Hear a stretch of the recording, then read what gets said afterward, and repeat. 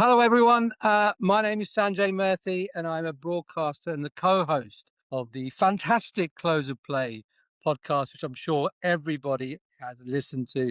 This afternoon, we have a fantastic session lined up for you. High performance under pressure. What does it mean? How can you build a high performance environment? Why culture and leadership matters, and hopefully some stories about those stars whose lives we diligently follow on the oracle that is social media. I've always been intrigued by the transfer of skills from the sports environment to business, and over the next hour, the leaders in the audience are going to gain some valuable insights into what creates an elite mindset. Remember to send your questions in via the app, and a quick reminder that we are under Chatham House rules. That means you can say what you like, but remember that nothing is going to be distributed publicly, and no quotes will be attributed externally. So you're all safe. We're joined by three guests today who've spent their entire careers inside elite performance environments. He's woken up early for this from the west coast of the United States. Steve Hauschka is a Super Bowl winner with the Seattle Seahawks and a specialist in mental skills, performance psychology, preparation and culture in elite NFL environments. And even though he does have Tottenham Hotspur memorabilia on his wall, Tom Koppelman is a former performance and rehabilitation specialist at Spurs, and he brings extensive and probably expensive experience working with Premier League high performance systems, elite coaching environments across football, cricket, and World Championship boxing. And not flying the Tottenham flag is Dr. Ravi Gill, who is the current performance and operations specialist at Spurs, background in elite performance, leadership culture, and risk management in football. Please give them all a virtual round of applause. Good. Right. Let's go with Thanks, our Sanjay. first topic. I'm going to channel for all of you who live in the UK or do watch the High Performance podcast, I'm going to channel my inner Jake Humphreys now. And I'll start with you, Tom. How would you define high performance? And I'm going to ask the other guys also if they could give us a short answer on their definition of the subject. Yeah, I think, look, for me, high performance is an environment where every decision, where every action, every interaction is designed and geared towards winning. I think pressure is what creates that environment, and it's the result of the consequence of not winning, which really drives that pressure. So I think every tangible element in that environment is geared towards winning. Ravi? Thanks, Sanjay. I think for me, when I think about it, it's the ability to repeatedly make good decisions whilst maintaining credibility and trust when the stakes are at their highest. And I think that robust process is stressed by high pressure, and that's when you know you have an elite performance system. What about you, Steve? What do you think? Man, Robbie, I love that answer. Couldn't agree more about the daily decisions. Humans, we tend to go the path of least resistance, but high performance is about making sacrifice, making the daily decisions to get where you want to go. Everybody has a different vision, though, I think, of what high performance is for them. How much balance do you want to bring into your life? Not all athletes, we have families, right? We have friends, we want to be there for other aspects of our lives. High performance is a tricky one because if you're a robot and all you did was try to get results and there was no family, there was no leisure, there was no friends, that could be one definition of high performance for an individual. But for other people, high performance for them is being there for their kids or their family, and having some time for themselves and self-care and stuff. So everybody's got to have their own North Star. When I was playing football, I didn't have kids. There wasn't much balance. And it was all about results. And so lots of sacrifice, lots of decisions on a daily basis, just to do whatever was going to get me in top shape to perform mentally and physically. So, Tom, my definition of high performance now is a little different. Yeah. So, Tom, what athletes that you've worked with do you think embodies for high performance? If you take in the views of the guys in terms of touch points, decision making, sacrifice, and as Steve said, bringing in family and other sort of outside the environment factors. What athletes do you think embody high performance? Yeah, I think it's so true from Steve, isn't it? Because I think so many individuals have different variations, even at the highest level of sport. If I think of Hyun-Min Son, who was with us at Tottenham for a very long time, he embodied like his desire within the training facility and away from the training facility. Everything was geared to being the best physical, mental version of himself. You know, he had a setup at home. He would live every small element to get himself prepared for the next training session, for the next match. I know, like, he was quite keen around no outside influence in terms of relationships and the stuff that Steve actually has spoken about. So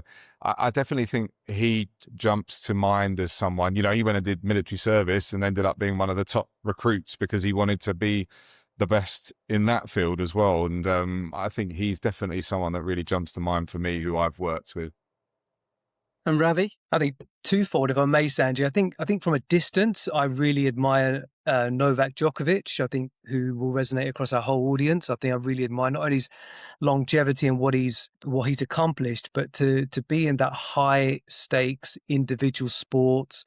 Me understanding behind the scenes what he would have to do to prepare as an individual, I really admire. And then probably someone recently worked with who was a phenomenal athlete, to my pleasant surprise, was heavyweight boxer, former world heavyweight champion Daniel Dubois.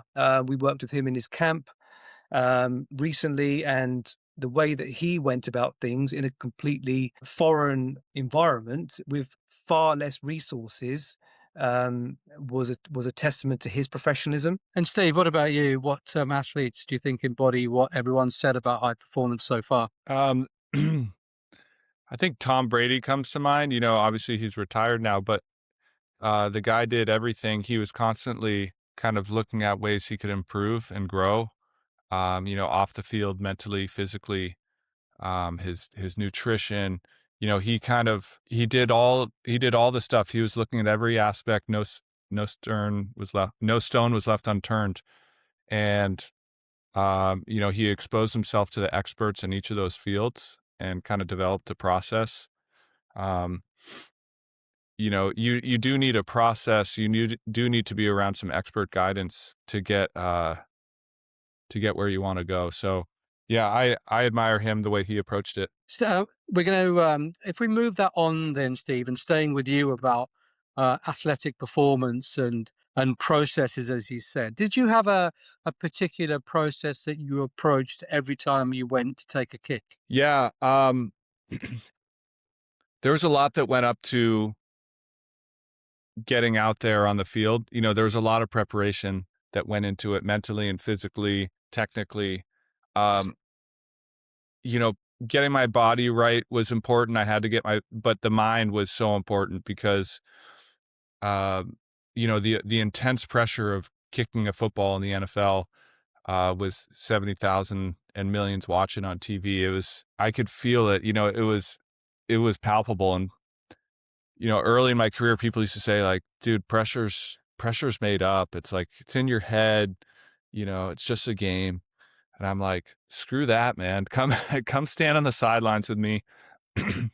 See what I see. See how the players and the coaches pour every last ounce they have into every play. See all the fans hanging on the edge of their seats, like living and dying by each play. Like, pressure is real, man. I don't care what anybody says. It's in the air. You can, like, feel it. That's what makes sports so amazing is, we all can feel the importance of the moment. And, the most, in those pressure moments, fear is the most natural response. It's going to come up. Everybody's got, they all have an ego. Everybody is, and it's the way we're wired. Nobody wants to embarrass themselves in front of millions. Our biggest concerns are, fearing other people's judgments, getting embarrassed and getting kind of kicked out of the tribe or something like that. So we have to work with that fear response that comes up. And I did a lot of mental processing to use that fear and that like to convert it into my best performance states. So I would do a technique called emotional freedom technique, which would basically kind of accept the feelings that I had, acknowledge everything that was coming up, and then kind of convert it into what it feels like to be in my best mental state. Was it more of a grounded experience than a out of body experience per se? It was a feeling, basically there's two ways to go into a challenge. You can go in scared, right? Or you can be going like, man, I want this thing. I love this challenge. I'm ready for this.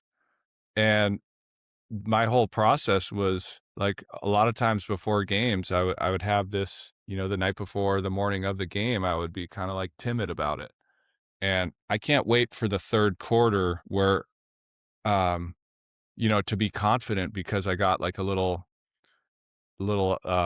short field goal or something where now it's like, now I got the result and now I can be confident. I can't wait for that. So I had to build the confidence inside of me that I can do anything. Like I could get myself into this state of feeling like I could run through a brick wall and accomplish anything before the game even started. And it's the power of the mind.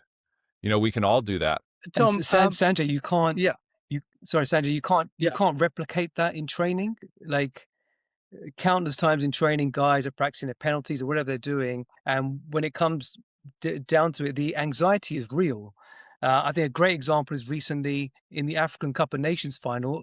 If it's not for a 20-minute delay, I don't think Diaz is trying to Panenka that penalty, and that is something different. He would never try to do. I think all guys can. What I can see speaking to some of the best is just is practice and the same processes involved every time. That then when it comes to that pressure crunch moment, where quite frankly, whether it's Steve kicking the field goal or a footballer score a penalty, really the expectation is for you to make it.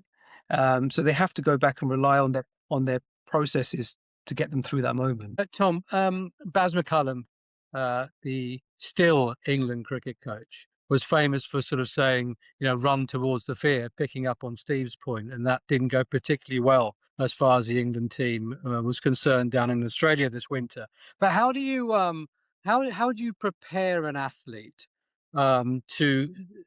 to perform in that sort of period of time on the pitch where, as Steve said, there's pressure, as Ravi said, you can't prepare them off the actual environment, the gladiatorial, environment that they're going into. So are there techniques that our audience can learn from you in terms of how you prepare for high performance? Yeah, I think, and each individual athlete is slightly different in how they do that. I think one person that always jumps to mind is Harry Kane, purely from the kind of attention to detail and the excellence that he performed everything. So everything that Ravi mentioned and Steve mentioned comes back to repetition and practice, right? So I think one thing that always used to astound me with Harry was his attention to detail on everything, whether that's on the pitch, whether that was in the gym, and his level that he was able to complete things at was always to the highest, and he never would accept anything less than that. And that would be if we were, injuries are a tough time for any athlete, for any person, right? You suffer with a problem in sport. Obviously, that means you can't do what you love, you can't do your job. So when someone's injured, you have those different periods of what happens within that injury. They have a bit of mourning period. They have to get over the initial kind of shock of doing that. Harry had this ability to flip his brain and be like, right, what are we doing? How my end goal is here. What are the steps that I need to be able to do to be able to achieve that end goal, but how can I move that goal? If that's there, you're telling me that's there, well, I want to do it here. So to be able to do everything there, I'm going to do it to the highest level that I can possibly do it. And I think that application might seem outside of the elite environment that happens all the time, but it is not. And even some of the greatest players don't always do it to that same level. So I think those techniques of being able to really focus on each individual element of a practice, of a skill, and being able to do it to the highest level that they're able to is such an important thing. To then on game day, you've got 90,000 people shouting your name, abusing you, that you can go and you can repeat because that's what you know and that's what you can practice. So I think those things really prepare and limit the effect of the jump being from here to here, that someone's able to go and complete and compete. Steve, Tom, Harry Kane came out and did some kicking with you, didn't he? How did you find, from what Tom's just said about his attention to detail, his dedication to learn, etc.? How did that translate to you teaching him a new skill?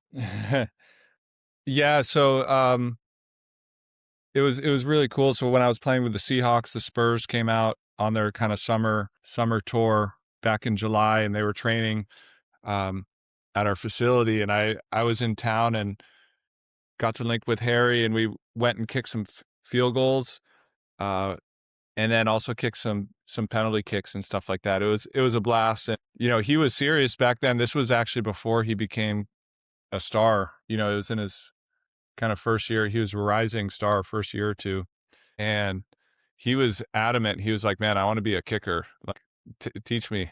And I think he still does, but I think it would be a mistake. It would take him a couple years to really get to the level he'd want. And he's such a phenomenal football player, obviously, as it is right now. So anyway, I was impressed by his desire to learn. He has a growth mindset through and through, and just open mind. I want to echo on Tom's point, like the attention to details. The best performers in the world, they do have this ability to like put blinders on and just focus on, right now. And, they understand that, to play their best game on Saturday or Sunday, they need to have the very best practice. And to have the very best practice today, they need to have the utmost attention to the specific part of the drill that they're working on right now. And they know they have to go intensely. They have to treat it like a game. Their intensity is, they get into the mindset like that it's not practice. All the reps are at game speed, even in practice. So it kind of blurs the lines. And then when they get to a game, they kind of treat it like practice. The average performers treat practice like it's, just something to kind of, like it's not that important. And then when they get to a game, it's like the most important thing in the world. But that leads to inconsistency. Elite performers do the opposite. They treat practice like a game, and then they treat a game just like they trust themselves, like it's practice. I mean, how much does mental preparation then play a part? Kevin Peterson, the England cricketer, always used to talk about visualization. And so on to Steve's point, that when he practiced the shots in his mind over and over again, so when he walked out to the middle and played those shots, the gap, as Steve described, between what the expectation was and what his delivery was quite small.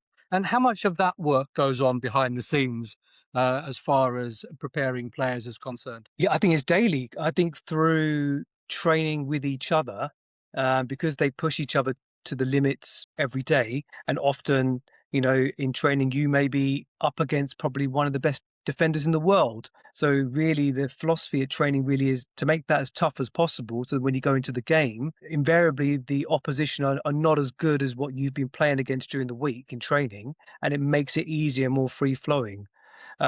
Football's different. I mean, that, like say for instance, a penalty kick is not guaranteed to happen in the match, so we won't spend too much time over that, but just to make sure, my role is to make sure they are physically and mentally in the best possible shape going into the game.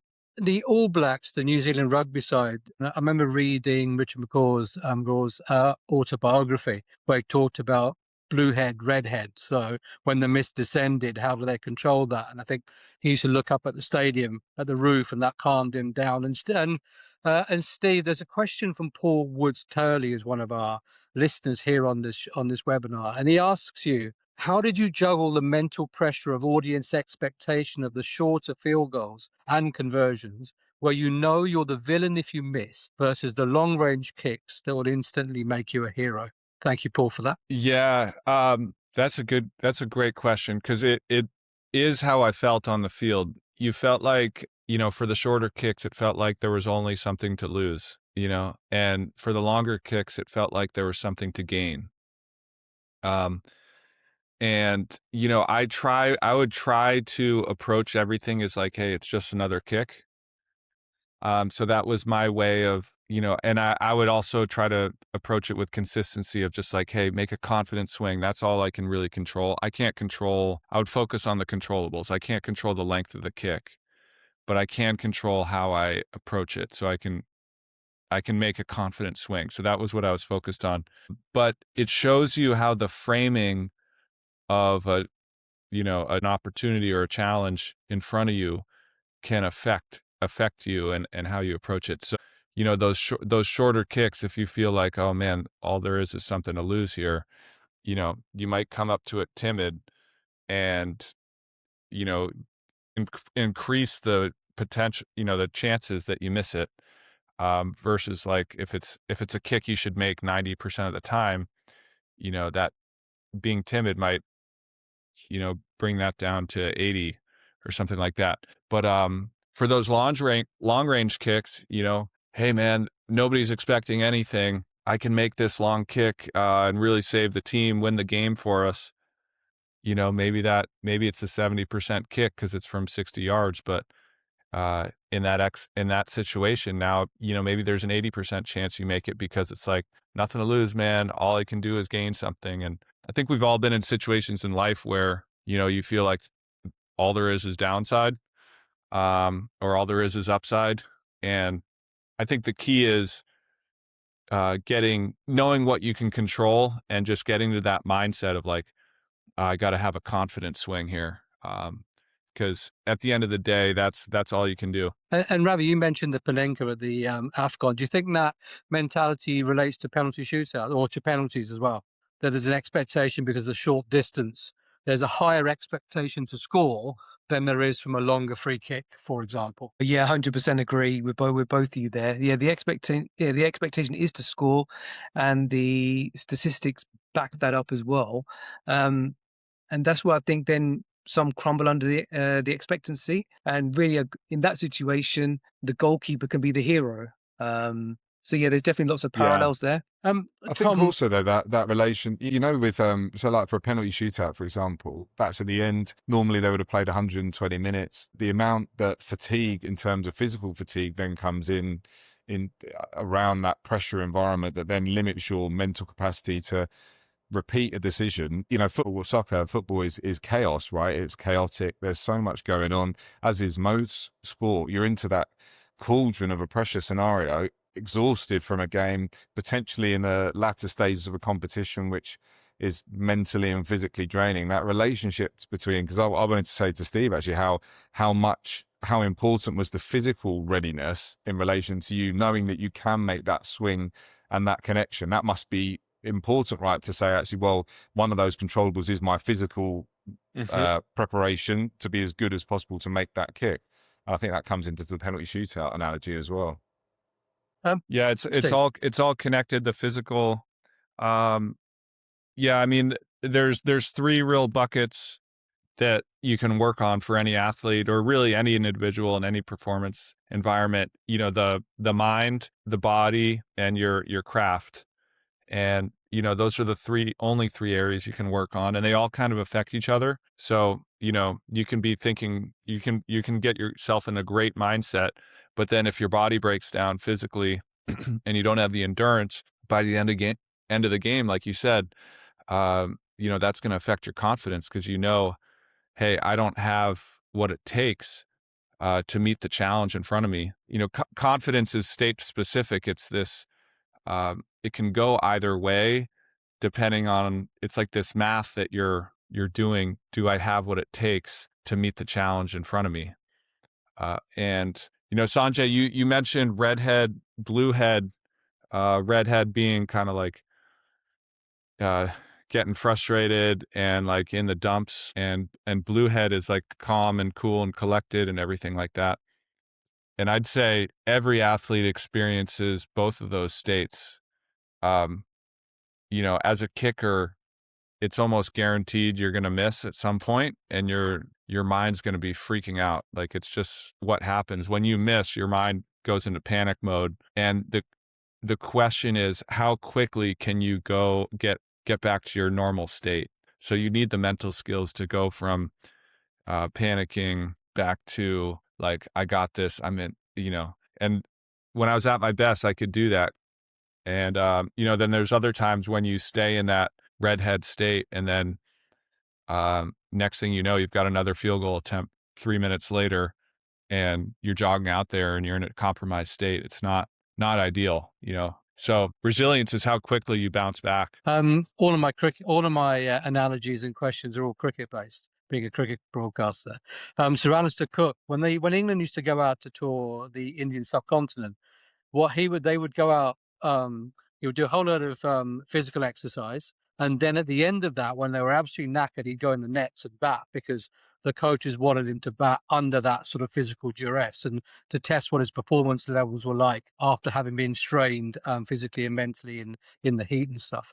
And going back to your point, Tom, then, are there any statistics about how performance dips or redhead, bluehead, there's a proportional takeover of one or the other when players in football, in soccer, go into extra time, and in American football, NFL, go into overtime? I wouldn't be able to quote it, but yes, definitely. And I think again, every individual and every cultural background that a player has will dictate a little bit around how they react to those situations. One of the beauties around the Premier League is obviously have so many different cultural backgrounds that people come from in terms of nationalities, and different nationalities can react slightly differently in different situations. I've worked with a lot of Argentinian players, and they all are slightly crazy, like all of them, just on different levels, but they do incredibly well and win lots of things because they'll do whatever it takes to be able to win. I think certain,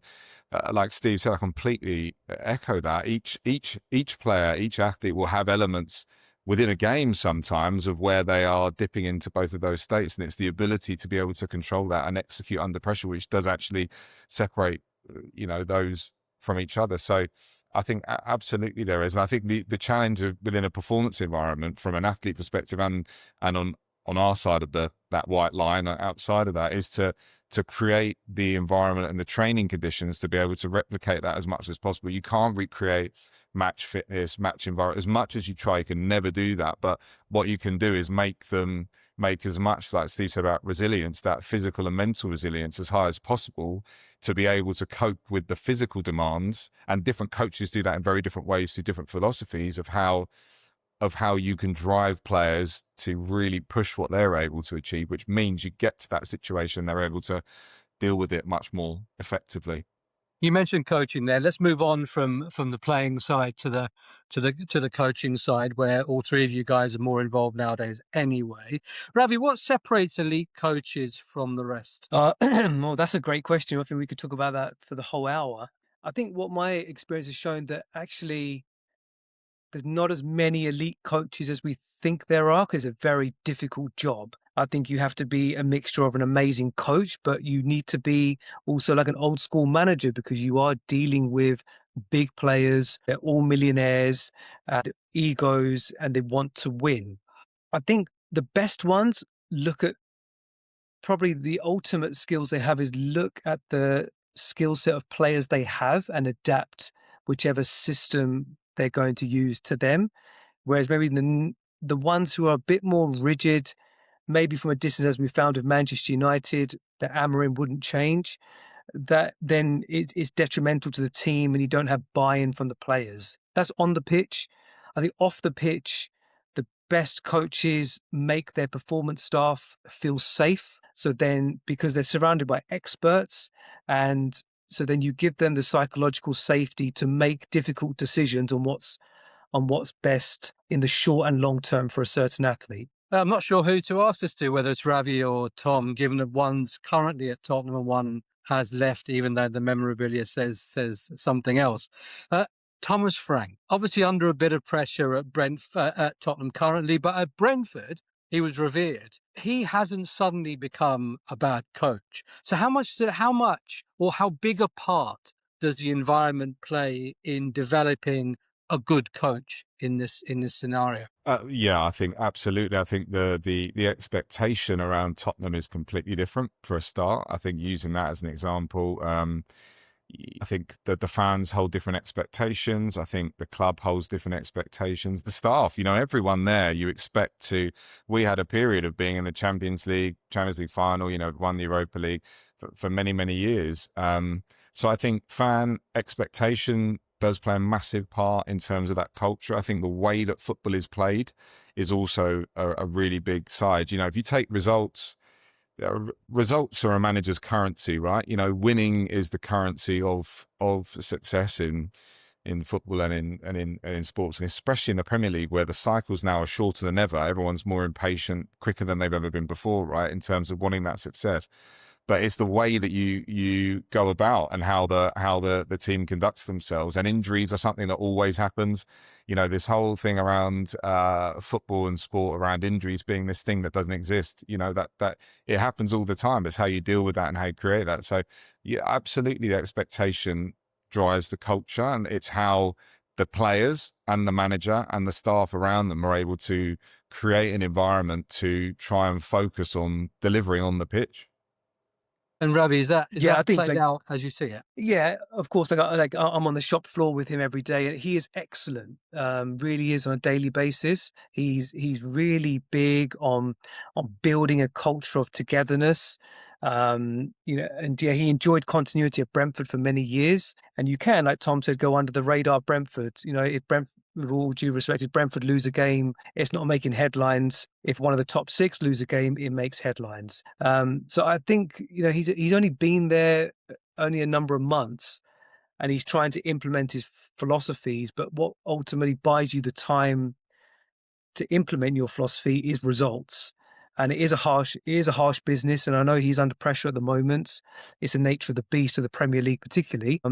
But what I can say is behind the scenes, he is an excellent person. He's got good coaches around him. And it's just whether it's just whether it can click for him in time. And Steve, do you have examples of that from the NFL where, a coach has done well in one particular franchise, has moved on to another one, bigger expectations, bigger environment, and then has not succeeded, and then maybe has got onto another one and done well again? Yeah, there's so much here. It's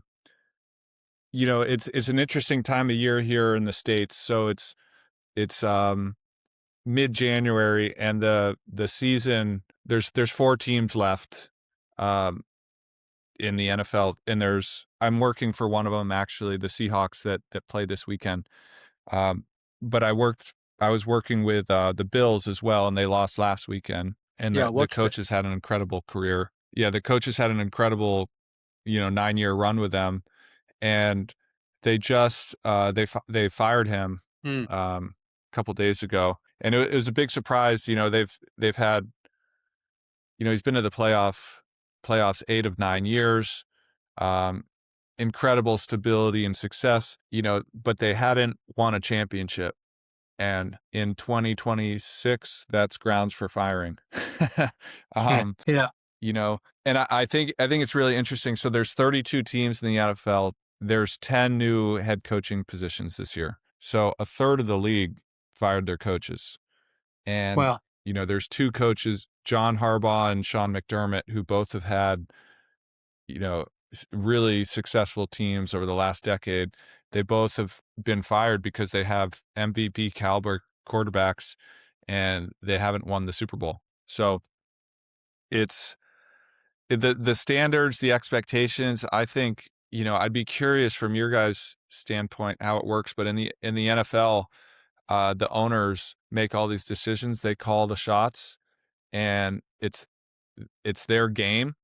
And you got a lot of quick finger, trigger fingers, and a lot of turnover that, a lot of these coaches, they don't ever get a chance to, they don't even get the chance to win, I'm I curious your think we guys' see take. that. What's it like in the Premier League? Yeah. I Yeah, think the definitely. average tenure for a Premier League manager is, I think, at 8 months. So you don't have long to hit the ground running. But yeah, there's no patience. I think with the jeopardy in English soccer, the jeopardy of relegation, the difference in positions in the table costs millions. If fans stop turning up, then that costs millions in revenue. There's all these things come into play, but ultimately fan culture, we went back to your earlier point, fan culture is very important on this. We had a very poisonous atmosphere at Tottenham on the weekend against West Ham. It pulled around last night, but it was very ugly on the weekend. And if it wasn't for a more patient owner, then something could have happened that weekend. So fans have a massive part in this as well. And I Yeah. think that who dictates the culture. You have when you have a coach come in and they do things a certain way. For example, was Jose Mourinho was with us for 2 years. He got fired, and then someone comes in and does something completely different. Pochettino was the same. He was with us for 4.5 years. We have a very set way of working, which was brilliant. And then that was completely ripped up. You're going from like an Argentinian Spanish philosophy to a Portuguese philosophy. It is different in terms of the things that happen every day, the way that the meetings are run, how the players prepare, what training. I remember they did a drill. The first drill they ever did, they were doing like a possession-based drill where they had the ball, and basically the players played the ball, and after they lost the ball, they all sprinted. And Mourinho just stopped the session and went, "What are you doing? You do not, that's not the way we." So like things like that, that's in one day, Mhm. everything changes. So then it's hard to then, how you then turn a culture into something that has longevity. So it does come back. Who dictates that? It's a very difficult question. I think the clarity, Go on, I Steve. was going to say the clarity that what happens in the NFL is they hire a lot of successful, like the offensive coordinator or the defensive coordinator from the previous season. They'll hire them, get a promotion to head coach at another organization. And it's a totally different skill set to be a head coach, to be a leader of leaders, and to manage all these people. And then all of a sudden, now their job is no longer X's and O's. Their job is to, uh, get the most out of everybody and help encourage people, and also set the course for the culture. And very few like coaches kind of have an idea when they get the job of like, oh, I've seen it different ways throughout my coaching career. They kind of have an idea, but they aren't really clear about what they want to do, and they don't really have the time or the bandwidth to figure it out. So for some coaches, it's like sink or swim. And then, you get these really successful coaches that have, they could explain to you exactly what their culture is. Like, okay, what are the core principles of the culture, and what are we doing here? And it's so well ingrained that you have a player there that's for, 2 months, and he could tell you everything that culture is about, and they use the very same terminology. Um, but for other coaches, guys, you ask the player, hey, what's the culture all about there? And the player's like, I don't know, man. Like, I guess work hard. Um, but there's no common language. There's no unique way that they do things there. There's no collective mindset of what makes them special. And so a great leader really has this ability to set a vision, make it come to life, and like be super clear about what they're expecting from everybody. And then there's kind of a cascading effect. Like, okay, then the assistant coaches amplify that. And then the training staff, the equipment staff, they amplify that. And then the players, they embody it. And the culture to me is really the collective mind of the organization. So it's how the whole organization thinks, behaves, acts. And, it takes a lot of clarity of the vision, and it takes a lot of repetition, uh, for that to come to life. And I think it's hard for managers, for coaches to get the clarity and then to trust the amount of repetition that it actually takes to kind of, you really are trying to mold the way people think. It's interesting, isn't it? Because, our audience here are predominantly made up of leaders in businesses. And whilst there's a lot to learn from sport and the transference of skills and how to create high performance mindsets and environments, sport's a very different beast in terms of the fact there's the external pressure of the fans and the short termist nature of the owners, as you said on this webinar to date.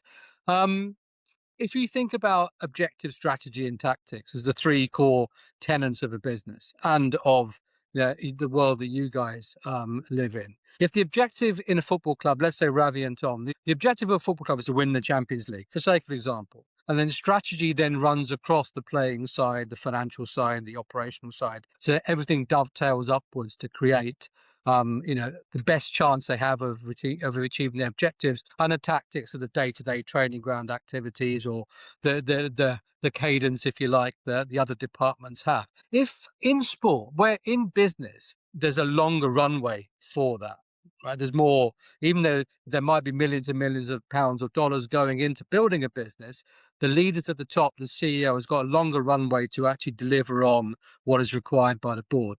Whereas in sport and football specifically, that isn't the case. And every time there's a new manager, you've got a new strategy and you've got new tactics.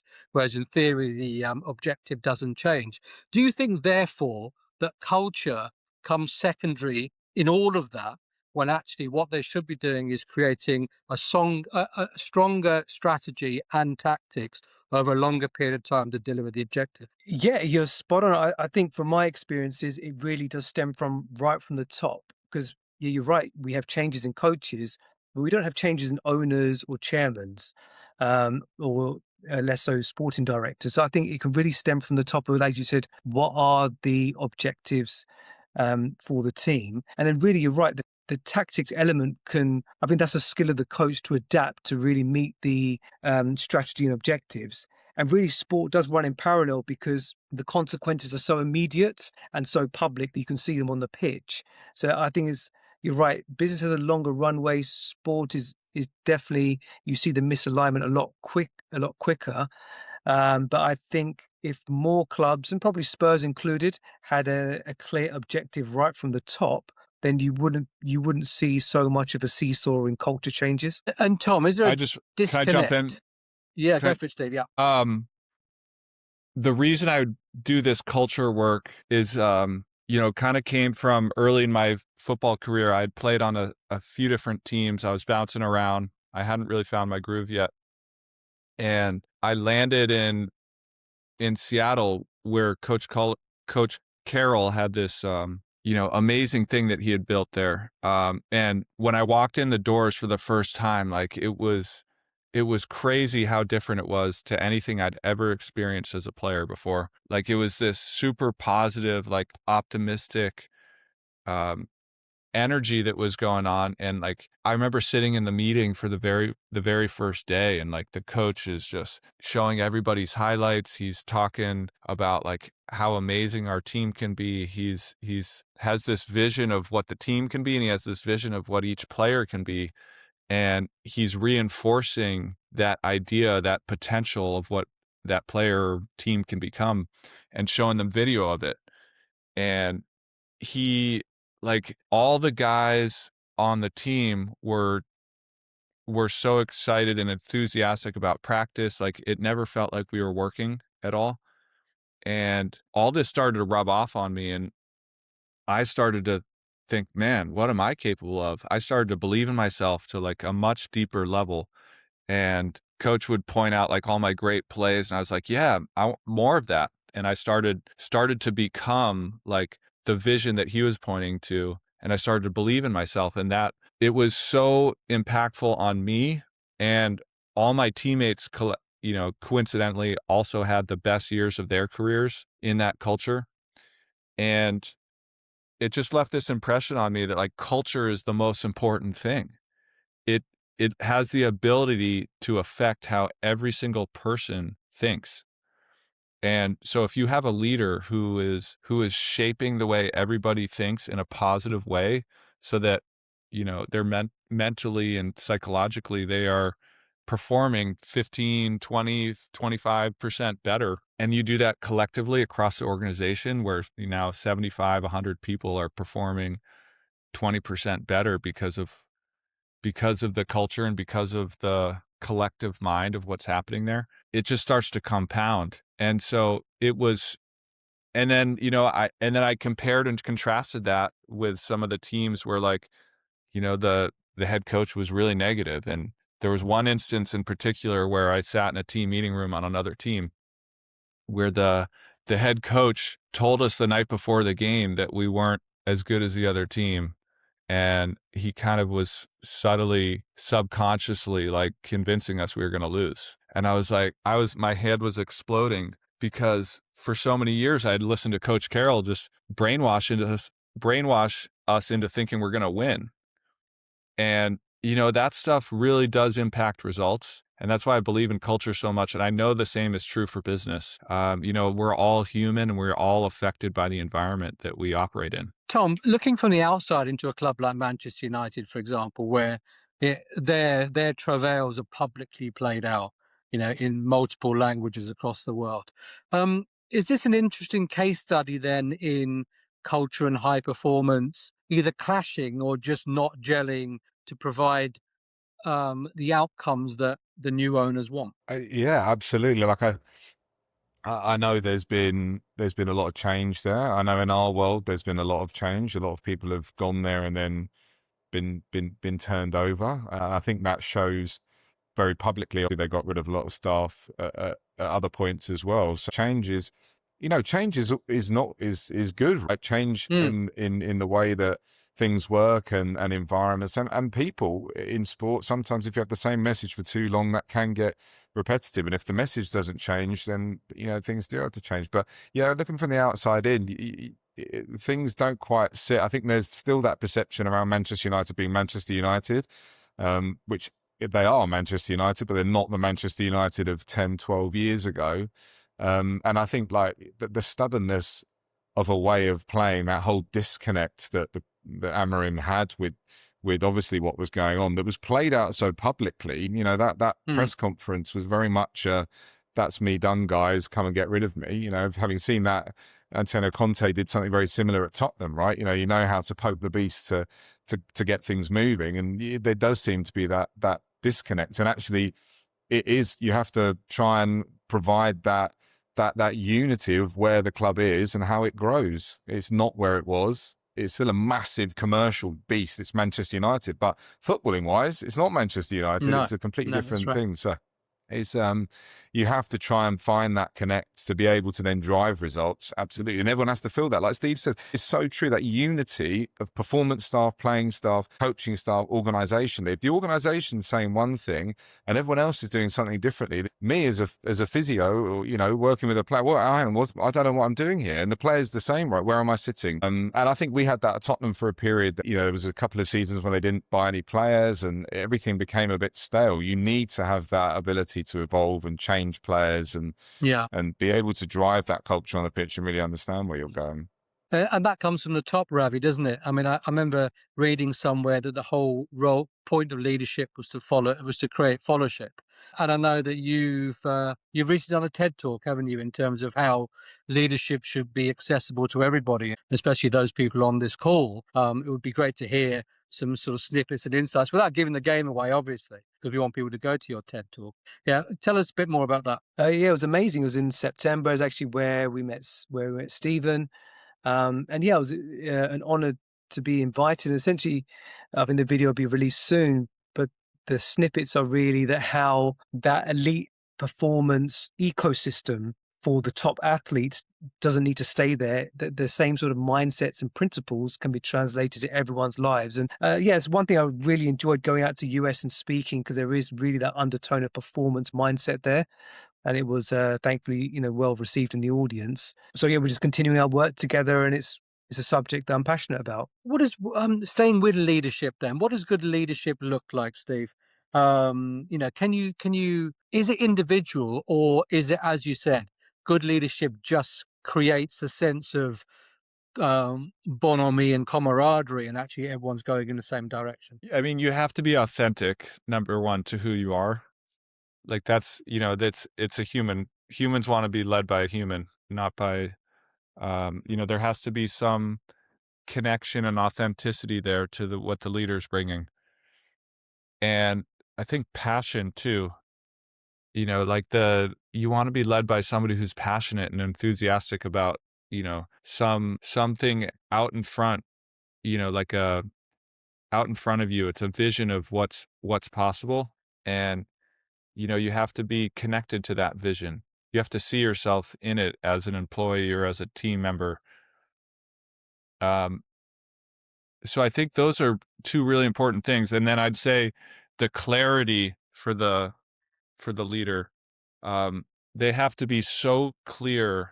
And this can be really hard because we all have a lot of ideas, but to be so clear about the most important ones and, to be able to teach those and why they matter, that's super important because, employees, team members, they need to understand the expectations. If people don't understand what's expected of them, it's very hard for them to operate, and they don't have that direction or that confidence of like, hey, I'm doing the right thing because I'm doing this. So I think a lot of times people just think culture happens, and the reality is you have to be very intentional about how to create it, and being super clear about everything that you're expecting from everybody that reports to you, everybody in the building. Like, you have to coach everything. Our Coach McDonald in Seattle, he coaches everything. There's nothing that he leaves to chance.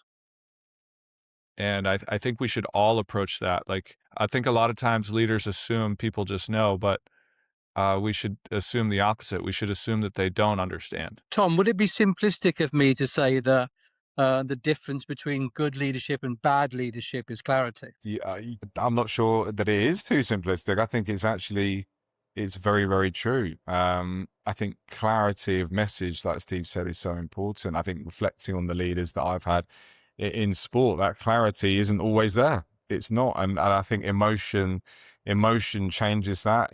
Within sport, winning, losing, and staying consistent is very, very important, as is in life and in business. I think someone like Antonio Conte was very emotional in terms of how he led, which made it very difficult to follow, because you were never quite sure where you stood in terms of, every day was different. Every day he started slightly, he was always late. So he'd turn up 5-10 minutes late every single day. So constantly the times with him, that's very, very tiring after a while. So leading by example and leading through clarity doesn't always happen, but when it does, you understand and you can follow because you know what's expected of you. Jose Mourinho made it very clear to us, I want you to do this, we all do this, and if it goes wrong but we all are together, there's no problem because we all did it, and he did that. So it made it much easier to follow for the time that it was good, and then it went a bit pear-shaped, but it is so important. When people are like in a team meeting room, there's 70 millionaires with egos who think they know everything, looking at this head coach talk, and they're like, why should I listen to this guy? And these are guys from different backgrounds, different races, different ideologies. Why should I listen to what this guy's saying? So it has to be compelling. It has to be authentic. It has to be clear. Like, if you can poke holes in the logic of the messaging, that's a problem. And like, leaders need to bounce their ideas off of other people because we the way we're built as humans, like, our ideas kind of live up here, but they're not as clear as they should be. And we need to talk to other people to get our ideas clearer. Like, we need a mirror to bounce our ideas off to really figure out what we're trying to say. And then when those ideas are so clear and bulletproof and they're passionate and optimistic, guys buy into it. But all it takes is a couple bad messages that make no sense, that guys are like, oh, this guy doesn't make any sense. I can't follow him. I'm out. guys tune out. There's a third of the room who's always going to be loyal to the leader, even if it's going down in flames. There's a third of the room that is, could go either way. And then there's a third of the room that's probably, never going to listen to what the coach says. But it's that middle third that you need to capture as a leader. And, you really need to have the really clean, compelling messaging to get that across. Bearing in mind, as I said, the majority of people on this webinar, this call, are in the world of business. They're senior leaders and leaders within organizations.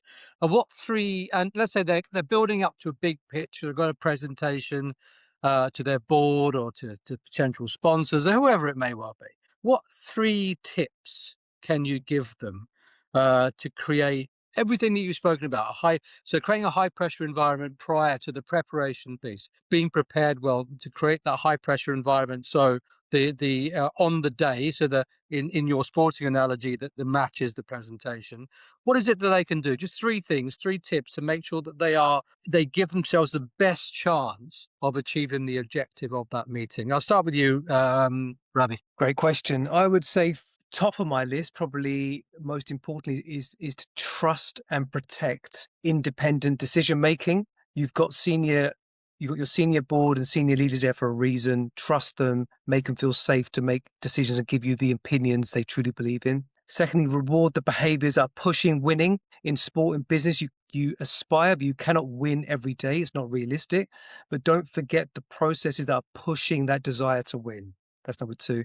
And number 3, before the pressure really sets in, whether you come at the end of a deal crunch time, is to agree what trade-offs you would agree to before that pressure really kicks in. Tom. I think going to what Steve said around those 3 elements of, your physical, your mental, and your craft, I think combining and ensuring you're managing your physical and mental load to be able to peak is incredibly important.